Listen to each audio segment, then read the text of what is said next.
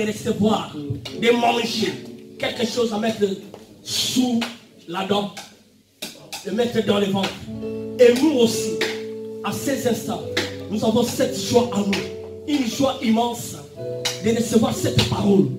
Amen. Nous allons manger la parole faite chair. Nous les chrétiens, nous vivons grâce à la parole. La parole faite chair. La parole qui va te faire du bien cet après-midi. La parole qui va guérir. La parole qui va bénir. La parole qui fait toutes choses, bien-aimés, sauf rien. Et sois dans la joie de recevoir cette parole. Amen, amen. Je vous dis bon appétit. Bon appétit à tout le monde. Alléluia. Nous allons prier pour la parole. Que Dieu te parle à travers cette parole. Il a envoyé son serviteur pour te parler à travers cette parole. Prie, prie, prie pour la parole, bien-aimé. Alléluia. Éternel et grand Dieu, Seigneur, merci parce que tu vas me faire nourrir. Seigneur, merci. À ces instants, j'ai besoin. Oh, que tu me parles particulièrement. Parle à ton église, parle à ton peuple. Puisque l'homme ne vit pas seulement du pain, mais l'homme vit de ta parole. Alléluia. L'homme vit de ta parole, mon Dieu. Oui, éternel des armées, parlez-nous à travers ton serviteur que tu as choisi cet après-midi pour parler à ton église. Alléluia. Parlez-nous, éternel des armées.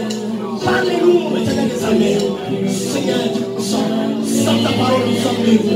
Nous vivons grâce à ta parole. Nous vivons grâce à ta parole. Ta parole nous fait du bien. Ta parole nous fait du bien. Alléluia. Ta parole nous donne la joie. Ta parole nous donne la paix. C'est la cause pour laquelle nous sommes dans la joie de recevoir cette parole. Alléluia. Quand tu parles, les murs se blanchent. Quand tu parles, tout change. Quand tu parles, tout ce qui est terrible devient possible. Alléluia. Ta parole va faire du bien à ton peuple cet après-midi. Que tu nous parles de ton Dieu. Que tu nous parles de ton Dieu. Alléluia. Alléluia. Seigneur, parle-nous à travers ton serviteur que tu as choisi. Que cette parole vienne nous donner la paix dans nos cœurs, la joie. Que cette parole puisse changer notre vie. Au nom du Seigneur Jésus-Christ. Amen, amen. Amen, amen. Nous allons s'élever pour recevoir l'homme de Dieu. Amen, bien aimé. On reçoit la parole avec la joie, bien aimé. Alléluia. On s'appelle l'homme de Dieu.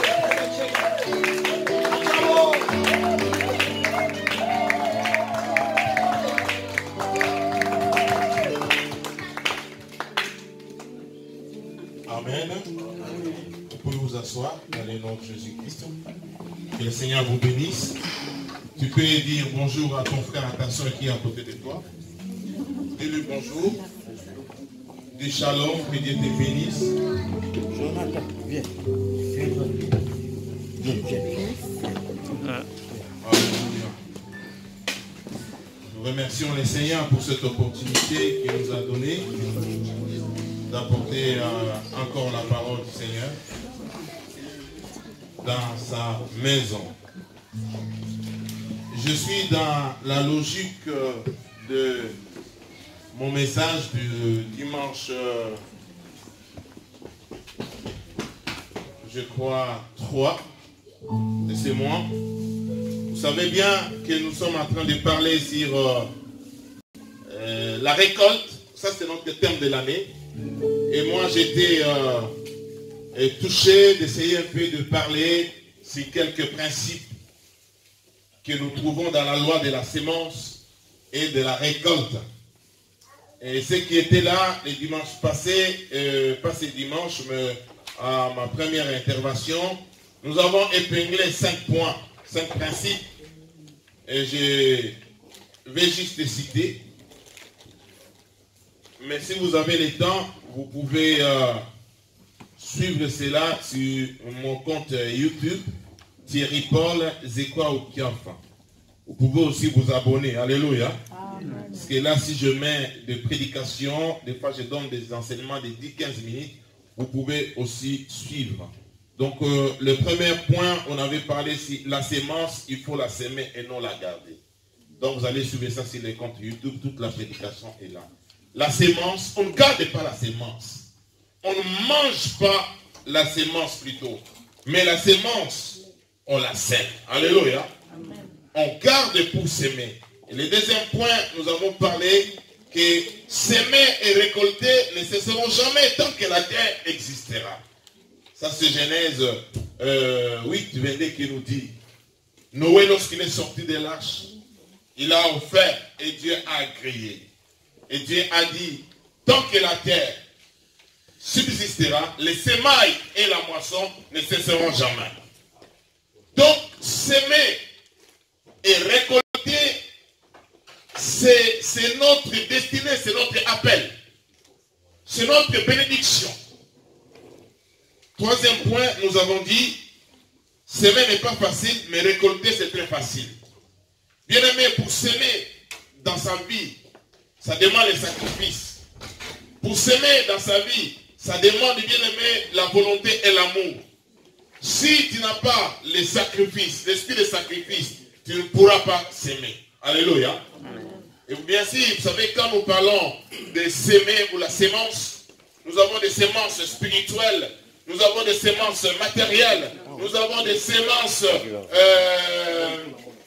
de plusieurs types de sémences dont nous pouvons épingler et évoquer dans notre vie.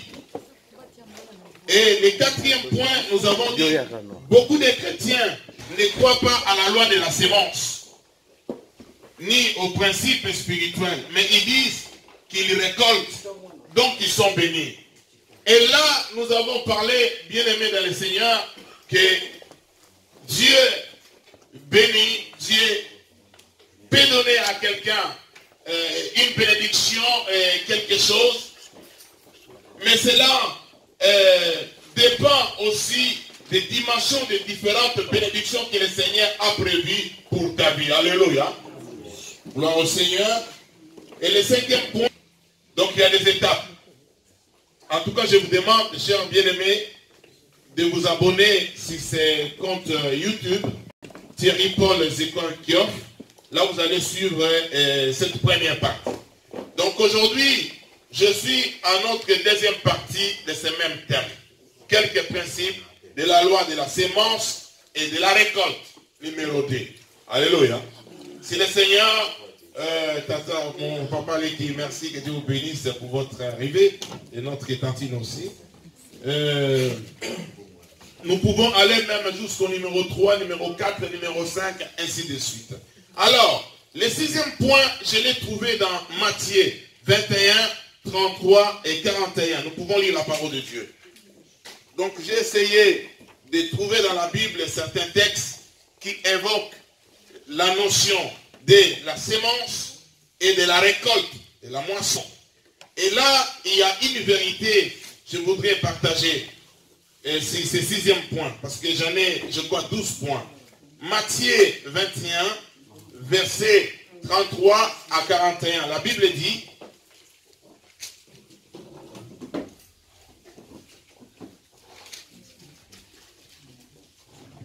Matthieu chapitre 21, verset 33, non, je lis, merci, pasteur. Écoutez une parabole. Il y avait un propriétaire qui planta une vigne. Il l'entoura d'une haie. Il creusa un pressoir et construisit une tour. Puis il la loua à des vignerons et partit en voyage. Lorsque le temps de la récolte fit arriver, tu peux dire avec moi le temps de la récolte. Donc lorsque le temps de la récolte fit arriver, il envoya ses serviteurs vers les vignerons pour recevoir sa part de récolte. Mais les vignerons s'emparèrent de ses serviteurs. Ils battirent l'un, tuèrent l'autre. Ils lapidèrent le troisième. Il envoya encore d'autres serviteurs en plus grand nombre, j'allais dire. que les premiers. Et les vignerons les traitèrent de la même manière. Enfin, il envoya vers eux son fils en se disant, ils auront du respect pour mon fils. Mais quand les vignerons virent le fils, il se dit entre eux, voilà l'héritier. Venez, tuons-le et emparons-nous de son héritage. Et ils s'emparèrent de lui, le jetèrent hors de la vigne et le tuèrent. Maintenant, lorsque le maître de la vigne viendra, que fera-t-il à ces vignerons? Il lui répondit, il fera mourir misérablement ces misérables, et il louera la vigne à d'autres vignerons qui lui donneront sa part de récolte au moment voulu. Amen. Amen. En fait, c'est une parabole qui nous enseigne ici le royaume des cieux. Là, nous voyons directement que le Père, le monde est imagé comme le champ, et Dieu a envoyé son Fils, et il a envoyé des prophètes, des serviteurs, ils ont été tués, et il a envoyé son Fils, ils l'ont également tué. Ça fait rapport avec notre Seigneur Jésus. Mais je ne vais pas entrer dans la vérité de cette parabole. Je vais rester dans le style, dans le message typologique, ou bien sur la forme de cette parabole. C'est-à-dire, il y a un maître qui a un champ de vigne. Il a pris du temps pour planter. Vous savez, frère, lorsque tu plantes, toutes les années, tu ne resteras pas en train de planter. Il y a un temps pour planter et il y a un temps pour moissonner. Est-ce que quelqu'un est avec moi? C'est comme ça dans la vie, frère. La vie des enfants de Dieu dans ce monde est conditionnée par des principes, parmi lesquels nous citons la loi de la sémence et la loi de la récolte. Il a pris le temps pour planter sa vie, espérant un jour bénéficier des fruits. J'aimerais t'encourager, toi qui es appelé à semer dans ta vie les bonnes choses, les bons actes, à semer la prière, à semer la foi dans la vie d'autres personnes, à semer l'encouragement, à semer même les biens. Un jour, tu vas récolter. Amen. La Bible dit, l'homme récoltera ce qu'il va moissonner. L'homme récoltera ce qu'il a semé. Alléluia. C'est différent, c'est difficile de récolter ce que tu n'as pas semé. C'est toujours proportionnel. Et au moment de la récolte, il a envoyé des serviteurs. Lorsque les serviteurs sont arrivés dans sa vie, d'autres vignerons qui étaient là, ils ont tué 3 serviteurs. Il a envoyé son fils, ils l'ont tué. Il dit, voilà l'héritier. Bien-aimé, la récolte amènera ta famille ou tes enfants, ta destinée au niveau de l'héritage. Au niveau de devenir héritier et héritière. C'est ainsi que la sémence de la vie de Jésus a fait de nous des héritiers. Co-héritiers avec lui. Alléluia. Parce que le Père a semé la vie de son Fils à la croix de Golgotha. Voilà, cette sémence a grandi et le sang a coulé. Cette sémence a fait de toi et de moi héritiers et héritières. C'est ainsi que ça va susciter des jalousies. Frère, si tu n'as rien, bien aimé, les gens ne t'envieront jamais. Si tu n'as rien, il n'y aura pas de jalousie contre toi. Si tu vois qu'il y a des jalousies et des combats, c'est qu'il y a quelque chose. Tu es un héritier et une héritière. Alléluia. Oui, frère, c'est qu'il y a... Bien aimé, le combat dans la vie cache les bénédictions. Ton avenir, essaye un peu. Voilà pourquoi nous devons avoir l'aide spirituelle. Quand tu vois des combats, des complications que dans ta vie, il ne faut pas toujours paniquer. Il faut par moments rester calme et tranquille. Méditer et ouvrir les yeux spirituels pour regarder ce qui t'entoure. Tu es entouré par ton héritage. Peut-être c'est le moment de la récolte. Parce que la Bible dit, lorsque le temps de récolter est arrivé, il a envoyé pour aller récolter. C'est à ce moment-là, les vignerons, je ne sais pas, étaient des voisins ou bien c'était des gens qui travaillaient aussi là dans la vigne. Ils étaient remplis de la haine. Mais pourquoi lui doit moissonner? Pourquoi lui doit récolter? Pas seulement lui et son fils. Et son fils, c'est l'héritier. Ils se sont mis maintenant en combat, en guerre, contre les envoyés, afin que le propriétaire ne bénéficie pas des fruits de la récolte. Et dans la parabole vers la fin, on nous dit ceci. Lorsque le maître, le propriétaire maintenant de la ville, qui a envoyé ses serviteurs afin de récupérer la récolte, arrivera, qu'est-ce qu'il va faire à ces vignerons? Ça, à ce moment-là, toi chrétien, dans la vie, à un certain moment, nous sommes appelés à faire la guerre. Le combat spirituel. Alléluia. À un certain moment dans la vie, frère, nous sommes appelés à faire la guerre. C'est ma récolte, c'est le temps de récolter. Tu m'empêches à récolter, je me lève et je prends des armes. Et, alléluia. Je prends mes armes spirituelles. Parmi ces armes, j'ai la parole, j'ai la prière, je peux associer mes frères et sœurs, j'ai la parole, je vais lutter pour ma récolte. J'ai pris du temps pour semer, j'ai investi. Mais au moment de récolter, comment vous m'empêchez? Je suis l'ayant droit, j'ai droit à la récolte. Alléluia. Alléluia. C'est ainsi que les chrétiens, à une certaine étape dans la vie, bien aimés, nous sommes appelés à se lever, à prier, à réclamer, par moments à détruire. Alléluia. Je me souviens, frère, j'ai déjà prêché dans cette église, j'ai fait déjà une déclaration. Dans certains combats dans la vie, ça nécessite que les gens aussi meurent. Par la prière, par ta prière, tes ennemis peuvent aussi mourir. Les gens qui t'empêchent sans raison de récolter. Ça, c'était le premier point. C'est pour vous dire, la récolte suscite des ennemis. La récolte peut susciter la jalousie. La récolte peut appeler le combat dans ta vie.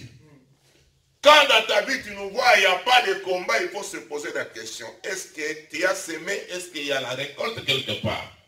Là où il y a la récolte, frère, même les pauvres peuvent en bénéficier. Comme Ruth, elle est venue dans un pays où il n'avait ni papa ni maman, seulement avec Naomi. Lorsqu'ils arrivent, la Bible dit qu'ils sont arrivés pendant le moment de la récolte. Alors que Dieu avait prévu une loi que les pauvres pouvaient glaner. Ils ont droit à ramasser, mais pas à récupérer ma bénédiction. Parce que dans la bénédiction que Dieu me donne, il y a aussi la part pour la semence. Il y a une part pour moi, je mange. Il y a une part pour partager à d'autres. Mais il y a la semence que je dois remettre dans la terre. Pour que ça reproduise. Quelqu'un est là avec moi? Amen. Septième point. Luc 13, 6 à 9. Donc là, j'ai fini le sixième point. Les 5 premiers points, on l'avait déjà l'autre dimanche. Allez regarder sur YouTube, sur notre site Thierry Paul École qui offre. Luc 13, 6 à 9.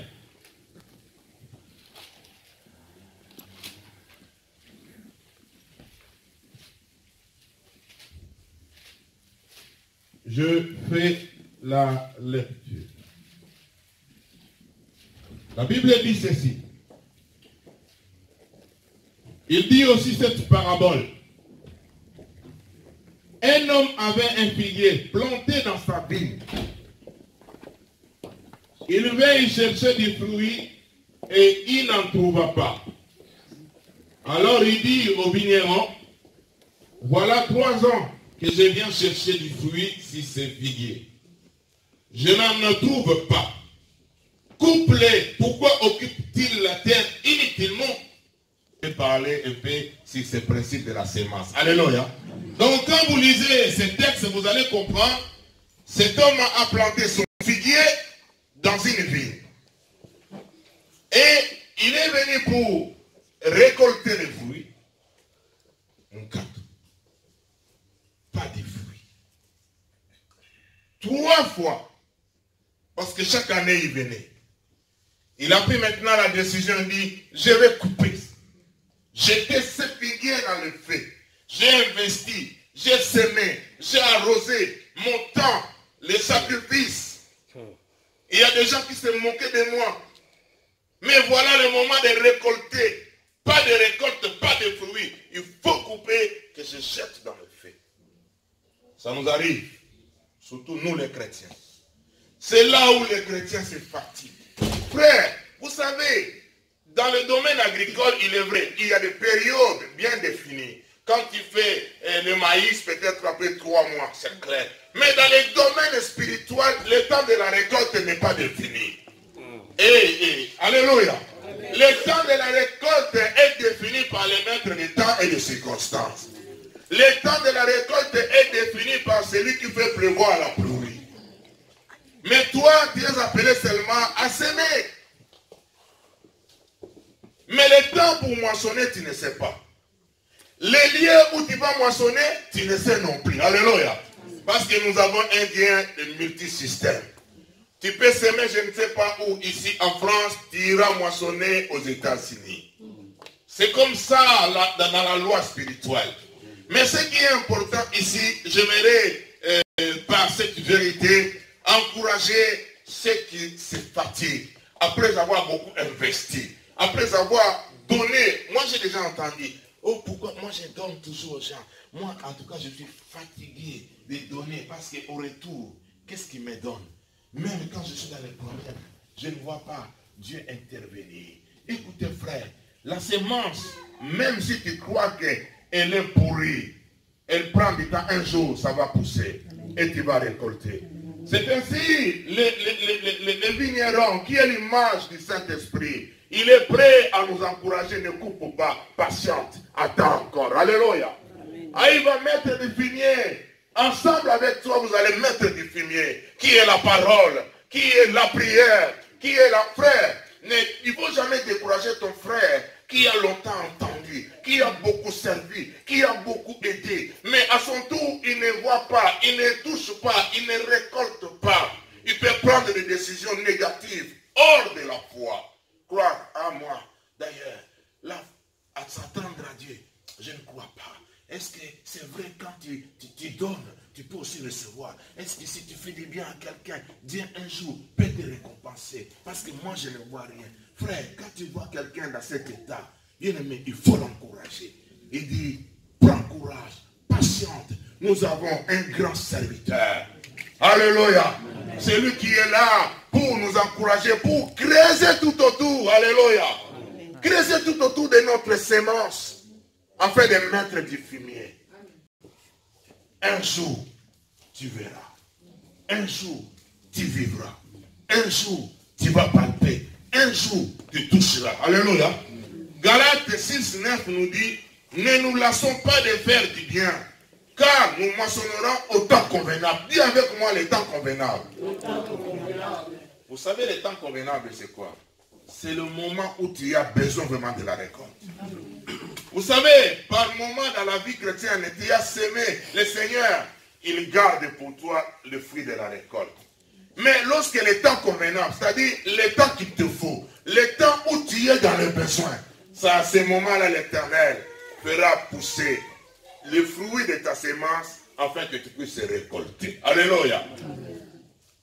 Tu as semé, je ne sais pas, tu as fait du bien à quelqu'un. Moi je connais, il y a un ami, on était avec lui en Hollande.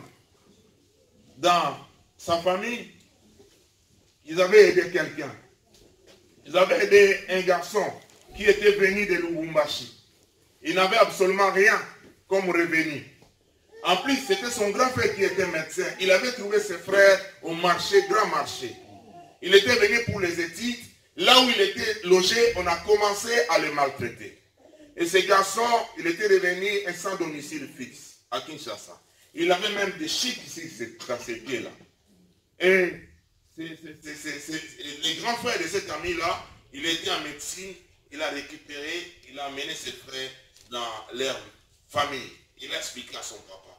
Il a commencé à soigner ces garçons. Et ces garçons ont repris la santé. Ils vivaient là-bas. À un certain moment, il a dit non, je rentre maintenant chez nous à Lubumbashi, parce qu'à Kinshasa, ça ne marche pas. Parce que je suis venu pour les études. Il est retourné à Lubumbashi, il a continué les études, il a eu l'opportunité d'aller aux États-Unis. Aux États-Unis, il a continué et lorsque le papa Mouzé, Kabila Père, est entré au Congo, il était dans le cercle de Kabila Père, dans le cercle présidentiel. Lorsqu'il est arrivé, il était logé à l'Inter, il est venu les rendre visite. Il a acheté des maisons. Je vous dis des maisons. Alléluia. Il a donné de l'argent.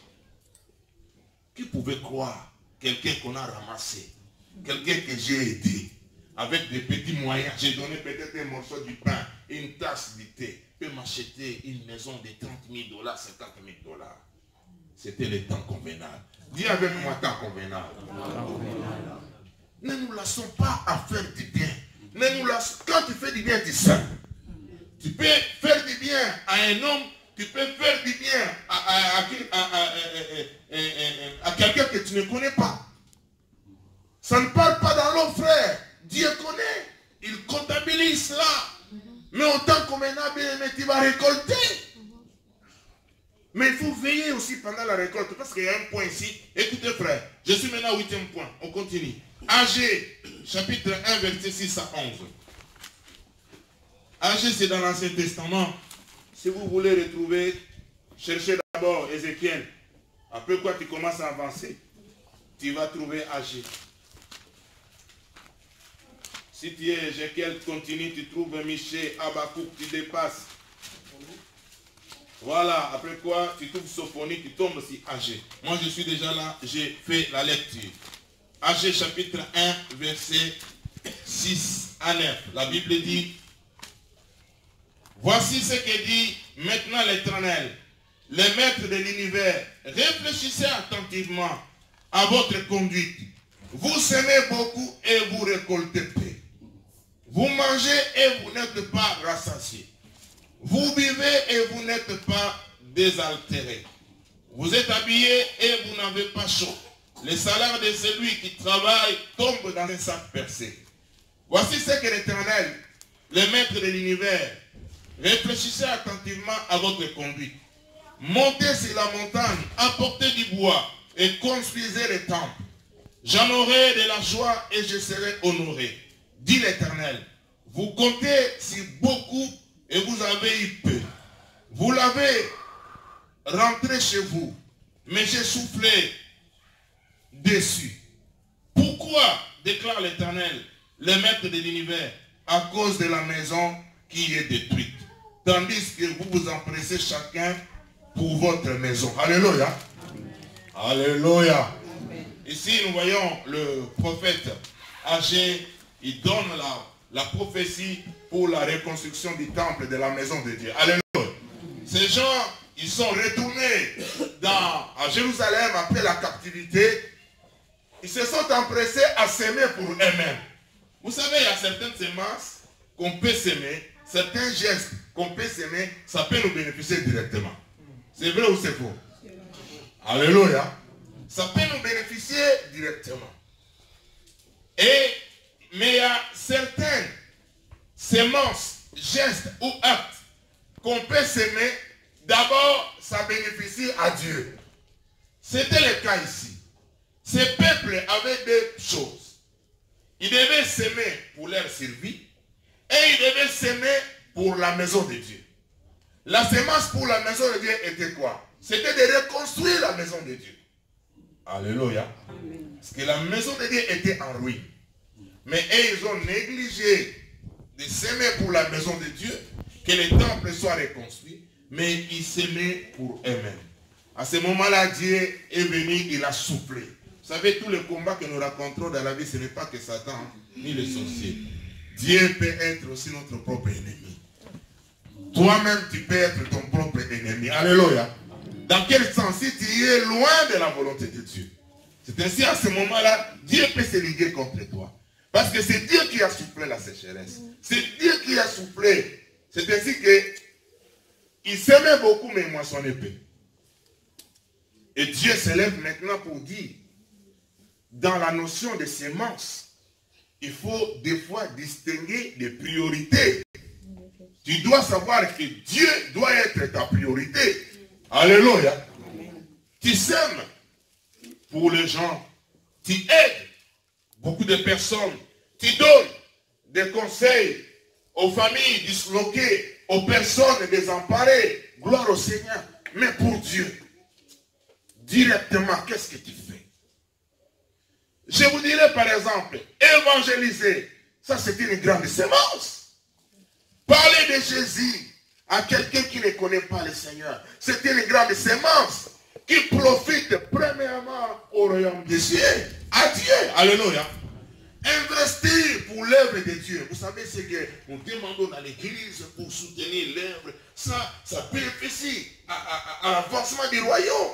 On ne peut pas les négliger. C'est ainsi que la notion de la sémence est tellement complexe. C'est matériel, c'est spirituel, c'est humain, c'est divin, parce que ça touche Dieu. Mais il faut savoir discerner le temps.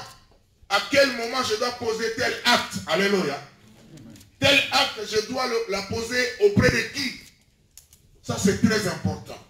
Sinon, frère, tu risques de vivre que dans le murmure. Mais comment moi, je sème beaucoup. Je fais ceci. Mais la récolte, Dieu a bloqué quelque part. Parce que tu as inversé l'ordre des choses. C'est ce que ce peuple a vécu. 9e point. Jean 15, versets 1 à 8. Est-ce que vous me comprenez? Alléluia. Est-ce que je suis clair? Mais c'est comme si je ne suis pas clair. Hein? Si je ne suis pas clair, vous me dites d'être un peu lent. Jean 15, 1 à 8.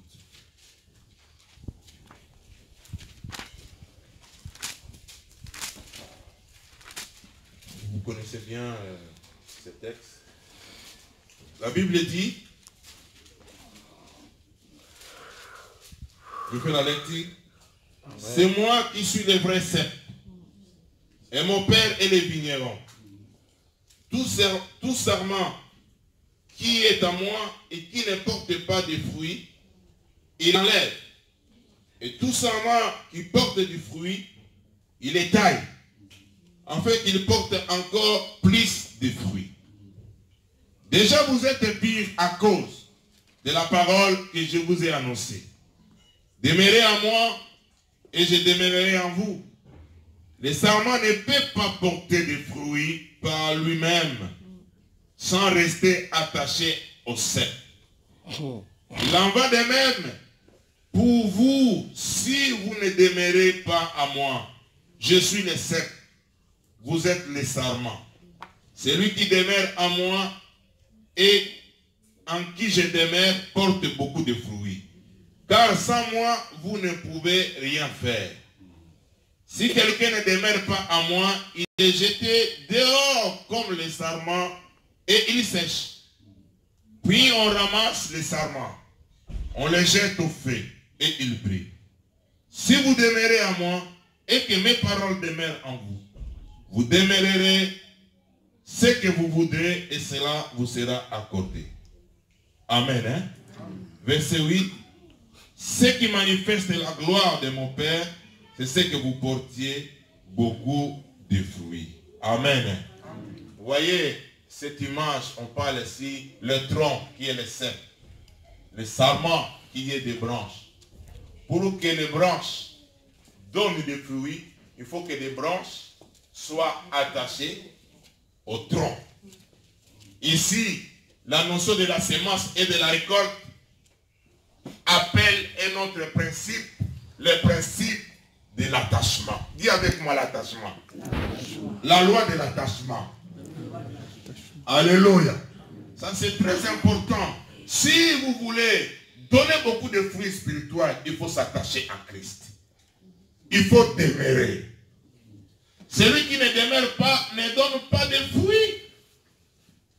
Frère, si tu veux récolter dans ta vie, après avoir semé de bonnes choses, après avoir servi le Seigneur, il faut demeurer en Christ. Alléluia. Être attaché.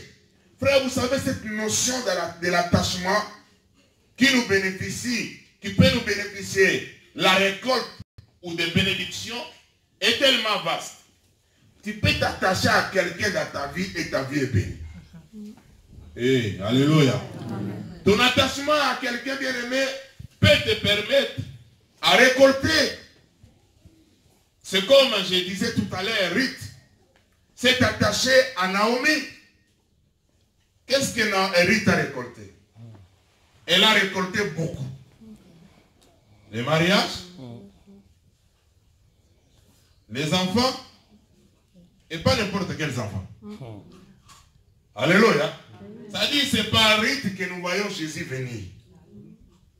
Pourquoi? Parce qu'elle s'est attachée. Dis avec moi attachement. Voilà pourquoi, bien aimé, tu dois examiner avec qui tu t'attaches. Avec qui tu es attaché. Si tu es attaché avec un bon tronc, un bon sceptre, nous voyons Jésus. Mais aujourd'hui, Jésus a plusieurs systèmes, a plusieurs enfants. Alléluia. Si tu t'attaches avec une bonne personne, tu vas produire tôt ou tard. Vous savez, une bonne personne auprès de qui je peux m'attacher, c'est cette personne qui peut me dire la vérité en face. Ça me fasse mal ou pas, je puisse l'haïr, mais il me dit la vérité. Ça, c'est une bonne personne. Mais si tu y es avec quelqu'un qui est flatteur, il te voit, tu ne te connais pas bien, tu n'avances pas, il veut t'appliquer la pommade. Il t'applique la pommade, lorsqu'il tourne le dos, il commence à te casser. Ça, ce n'est pas une personne auprès de qui tu peux t'attacher. La Bible nous dit dans Chroniques, 2 Chroniques 20-20, confiez-vous à l'Éternel, votre Dieu, et vous serez affermis. Confiez-vous à mes prophètes ou à mes serviteurs, vous réussirez. Combien des enfants de Dieu aujourd'hui se confient à leur pasteur? Vraiment. Combien se confient à leur pasteur? Frère, j'aimerais dire ceci, une vérité. C'est vrai, nous tous nous sommes en Europe. Peut-être ton pasteur n'a pas de papiers, tu as des papiers. Peut-être ton pasteur n'a pas la voiture, tu as la belle voiture. Peut-être ton pasteur n'est pas encore marié, il manque quelque chose que toi tu as. Mais il faut le savoir. Si le plan spirituel, vous n'êtes pas au même niveau. Amen. Frère, il n'y a pas photo, frère. Je vous dis, c'est pas. Même si tu pries 15 heures du temps dans la prière, ton pasteur a pris 2 heures du temps. Vous n'avez pas le même niveau. Lui, il a l'appel de Dieu. Il a le message de Dieu. Est-ce que vous comprenez? Et Dieu l'a élevé au niveau des leaders pour conduire. Frère, vous pensez parler comme ça, c'est facile. Hein? Moi, devant vous là, frère, moi j'ai déjà écouté quelqu'un, il parlait comme ça, 5 minutes, 2 minutes, il dit, ah, il faut féliciter le pasteur là. Parler comme ça, ce n'est pas facile. Hein? Frère, ce n'est pas facile. Parler aux enfants de Dieu. Frère, voilà pourquoi nous évitons tous ces langages-là. Aujourd'hui, il y a un message qui est entré pour diviser les fidèles même des églises avec leurs pasteurs. Tu as un problème, au lieu de se confier, de partager avec ton pasteur qui peut prier pour toi, tu préfères aller parler à quelqu'un qui ne te connaît même pas, qui n'a pas même le fardeau de prier pour toi et de te soutenir. Frère, je t'encourage d'avoir confiance au pasteur que Dieu a établi ici. Ici à Ararat, nous avons des bons pasteurs. Amen. Tu peux dire Amen avec moi? Amen. J'étais à quel niveau? C'était 9e, non? Je donne que dès à peu près nous allons 2 ou 3. Non, je vais finir. J'en ai que jusqu'au 13e. Je serai un peu rapide. 10e point. Psaume 1 à 3. Pasteur Mouyanga, tu peux nous lire ça pour gagner le temps, s'il te plaît. Psaume 1, verset 1 à 3. Psaume chapitre 1 jusqu'à 3. Commencer par cette comparaison, comment on dit, c'est une forme rhétorique, cette métaphore qu'ils ont dit, il est comme, alléluia, il est comme un arbre planté près d'un courant d'eau. Qui est comme celui qui est planté près d'un courant d'eau? Celui qui ne s'assied pas avec des moquins, avec des méchants, mais celui qui prend son plaisir à méditer la parole de Dieu. Est-ce que vous comprenez? Celui qui prend plaisir. Et si on prend un peu le contraire, celui qui s'assied avec des moqueurs, Celui qui est accompagné que par des méchants, est-ce qu'il est comparable à celui qui est planté et prend des courades? Non. Est-ce qu'il peut espérer à la récolte? Non. Ils ont dit que celui qui ne s'assit pas accompagné de mon cœur, qui prend son plaisir à méditer la parole de Dieu, il est comme un plant. Et cette plante qui est semée près d'un courant d'eau. En plus, c'est ce qui est merveilleux. Il dit, il donne son fruit à sa saison. Ça dit les ratakatés, ça ne peut pas louper. Alléluia. Alléluia. Lorsqu'il y a saison, frère, c'est clair, il y aura récolte. Ça ne peut pas louper. Pourquoi? Il est planté près d'un courant d'eau. Et son feuillage ne se flétrit jamais. Qu'il manque, qu'il soit, je ne sais pas comment, il n'a pas un mari. Quand tu vois son feuillage, toujours joyeuse, très charmante, très courageuse. Il encourage d'autres personnes même à se marier. Il n'a pas le travail. Tu ne peux pas comprendre qu'il n'a pas le travail. Parce que son feuillage ne se flétrit jamais. Quand tu vois son apparence extérieure déjà, tu vois le bonheur. Pourquoi? Parce qu'il est planté près d'un courant d'eau. Vous savez, moi quand j'étais là à Mulhouse, je suis arrivé. Je n'avais pas les moyens. Je suis allé chercher des costumes à l'armée du salut. Des costumes de 5 euros, de 10 euros, des cravates. Frère, chaque jour tu me vois, même lundi, mardi, je suis en cravate avec ma chemise. Costard. Dans l'armée du salut, là où j'habitais, il y avait élection. D'abord, tous les résidents commençaient à m'appeler ministre. Ministre. Mettez les ministres, ministre. Il y a eu élection des résidents de l'armée du salut là. Comment on appelle ça? C'est bon foyer? Ils m'ont désigné comme président de tous les résidents, frère. Président, et je suis allé acheter un ordinateur. J'ai mis dans ma chambre. Alléluia. Lorsqu'il y avait tous ces amis là qui venaient me trouver, j'écrivais des choses sur l'ordinateur. J'avais un bureau. Pourquoi? Même si je n'avais pas de papier, même si j'étais nouveau à Mulhouse, mais j'étais planté près d'un courant d'eau. J'ai trouvé du plaisir. Vous savez, la parole de Dieu, bien aimé, quand on s'approche de la parole, quand on mange, il y a du plaisir, frère. Il y a un moment, moi, quand je lis la Bible, je commence à rigoler moi-même. Je commence à sourire. C'est comme si je suis en train de manger une très belle viande, frère. La parole de Dieu coûte bon. Frère, quand tu n'as pas encore commencé à réaliser du plaisir, quand tu lis la parole de Dieu, c'est que tu es encore loin. Frère, il faut avoir du plaisir quand tu lis la parole de Dieu. Tu comprends de dire que, ici je ne comprends pas. Je vais discuter avec le pasteur. Il dit, ça c'était mon cas. Voilà pourquoi Dieu m'avait répondu. Tu as du plaisir, frère. Quand il y aura la saison pour récolter, ça ne va pas louper. Telle ma prière que tu ne loupes pas ta saison. Amen. Frère, que tu ne loupes pas ta saison. Quand ta saison se présente, frère, tu puisses récolter. Parce que tu as pris du temps à s'aimer. Tu trouves du plaisir à lire la parole de Dieu, à demeurer dans la parole. Que ton feuillage ne flétrit jamais. Amen. Dis Amen avec moi. Amen. Que ton feuillage ne flétrit jamais. Frère, même si tu n'as rien,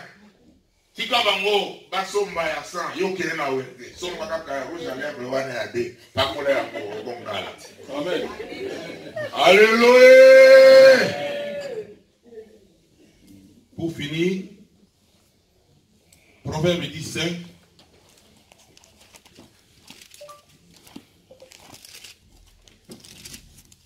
Nous allons lire des proverbes. Je vais mélanger les deux. On commence par Proverbe 10:5. Pasteur Muyanga, Pasteur Dali prépare Proverbe 24. Proverbe chapitre 10, verset 5. Je lis la parole. Amen. Au nom du Seigneur. Celui qui amasse pendant l'été est un fils prudent. Celui qui dort pendant la moisson est un fils qui fait la honte.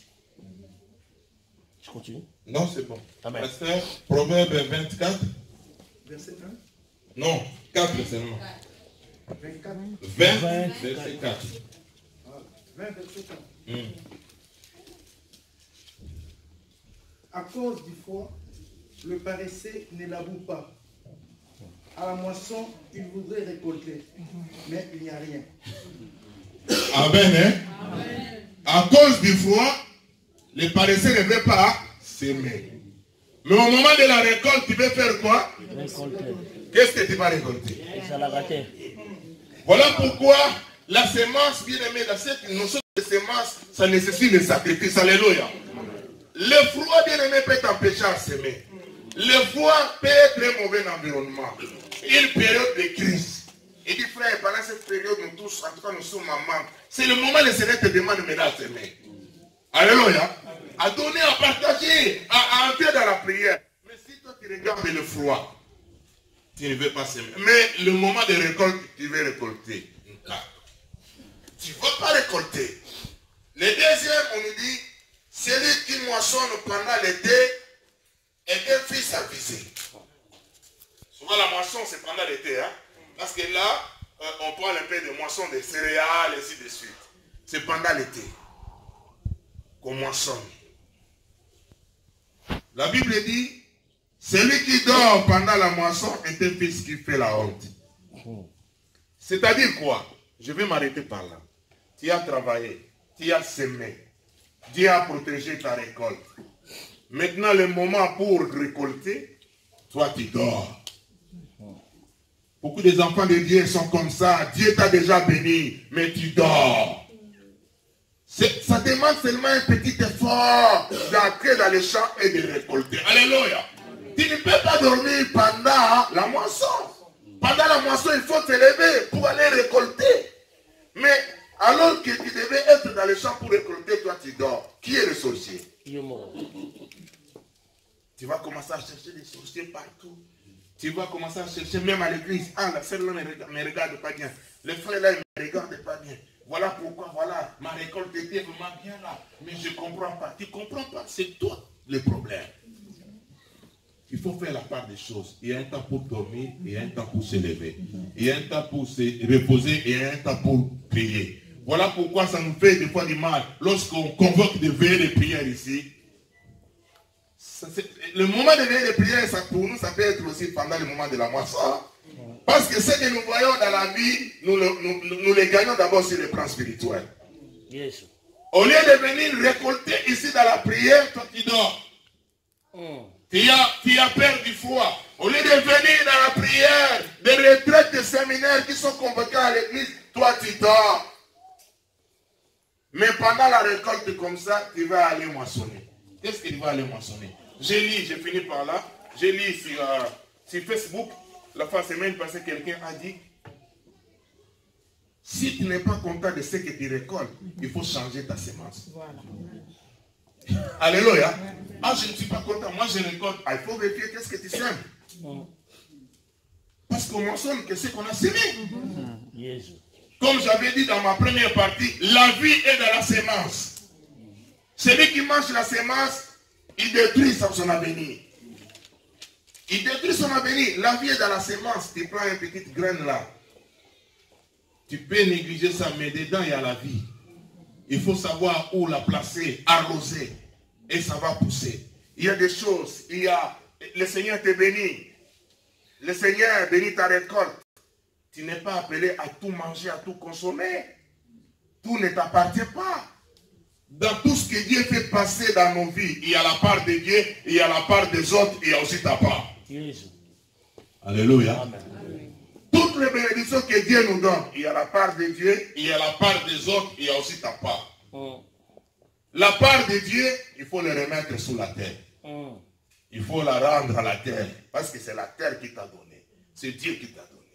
C'est des autres, tu peux partager. Mange seulement ta part. Quand tu te retrouves devant beaucoup d'argent, frère, ne panique pas. Entre dans la prière, Seigneur, quelle est ma part devant cet argent? Ne pense pas que tout t'appartient. Vous savez, j'étais à Paris. Une femme m'a fait une geste, une femme africaine de 55 ans, bien 60, 58. Souvent, moi, avant de donner les gens dans la rue, je discerne un peu. Alléluia. Parce qu'il y a beaucoup des escrocs. Il y a beaucoup aussi de méchants. J'étais à la gare de l'Est. Cette dame-là, c'est rare de voir une femme africaine demander l'argent. Mais elle était bien habillée avec basket. Elle m'a Elle m'a tendu la main, j'ai regardé, j'ai goûté dans mon cœur. J'ai regardé les pièces que j'avais. J'ai récupéré toutes les pièces, ça pesait vraiment beaucoup comme ça, beaucoup. J'ai versé sur sa main. Elle s'est arrêtée. Elle m'a regardé, elle a fait comme ça. Elle est avancée, elle regarde, elle fait comme ça. Elle progresse, elle fait comme ça. Moi je crois qu'elle est en train de me bénir. Amen. Alléluia. Oui, j'ai reçu ça par la foi. Depuis cela, c'est mon cœur. Il rigole. Ouais, elle est en train de bénir. Il dit, mais souvent, quand peut-être on donne, peut-être on peut devenir une pièce de 50 cents. Mais c'est tout ma visite, tout son terrain avec des pièces de 1 euro, 2 euros. Frère, il faut savoir discerner le moment, la saison. Le Dieu que nous prions, le Dieu d'Abraham, c'est le Dieu de la semence et le Dieu de la récolte. C'est lui qui sème, un jour tu vas le moissonner. Et là où tu moissonnes, tu ne sais pas. Voilà pourquoi il ne faut pas regretter, il ne faut pas hésiter. Il faut avoir la foi dans la prière et le Saint-Esprit va nous aider. Amen. Que l'Éternel te bénisse. Amen. Que le Seigneur soit avec toi. L'étendue soit prospère. L'étendue soit bénie. Maintenant, nous allons dire merci à Dieu. Commence à remercier le Seigneur. Commence à proclamer son nom. Dis Seigneur, merci parce que ton amour surpasse toute intelligence. Ta bonté vaut mieux que la vie.